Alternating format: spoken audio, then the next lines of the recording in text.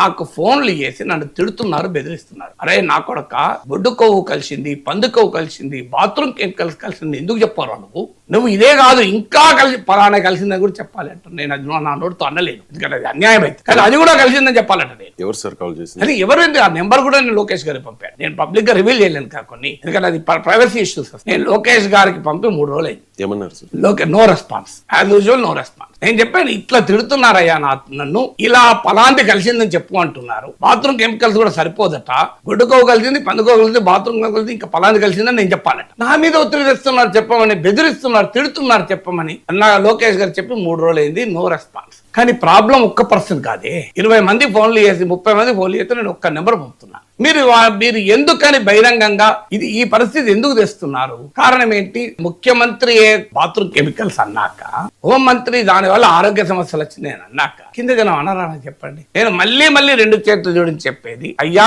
మీరు నన్ను తిట్టినా, కొట్టినా, చంపుతామని బెదిరించినా నేను మాత్రం అనను. దేవుని ప్రసాదంలో ఏ ఆధారము ప్రూఫ్ లేకుండా గొడ్డుకోవ కలిసింది, పందికోవ కలిసింది, బాత్రూమ్ కెమికల్స్ కలిసినాయని మీరు అనే భాష నేను వాడను. ప్రతిరోజు పత్రికల్లో వస్తే అయ్యా ఈ మాట వినదలుచుకోలేదు నేను అనను. మీరు నన్ను ఏం చేసుకుంటారో మీరు ఏమి చేసినా నేను రెడీ. నేను మాత్రం అనవన్నను బెదిరిస్తున్నారు. ఆ బెదిరిస్తున్న వాళ్ళ నెంబర్లతో సహా నేను రాష్ట్ర మంత్రికే పంపాను. No response. నేను ఏం చేయాలి చెప్పండి? మరి వెంటనే వాళ్ళకి రెడ్ బుక్ రాజ్యాంగం అమలు కావాలి కదా వాళ్ళ విషయంలో. ఇలా నువ్వు అనడం ఏంటి, పలానాడికి ఎందుకు ఫోన్ చేశావని అంటే ఓపెన్ గా నేను నెంబర్లతో సహా పంపుతున్నా కదా. ఇవాళ నేను ఎందుకు ప్రజలకు చెప్పాల్సి వస్తుంది అంటే, అయ్యా నాలాంటి వాళ్ళపైన కూడా ఒత్తిడి పెరుగుతోంది. గోభాష, పాభాష, బాత్రూమ్ కెమికల్స్ ఇంకా ఏదో కలిసిందని చెప్పమని ఎందుకు చెప్తాను? నేను సచ్చినా చెప్పను, ఎందుకంటే అది లేదు కదా.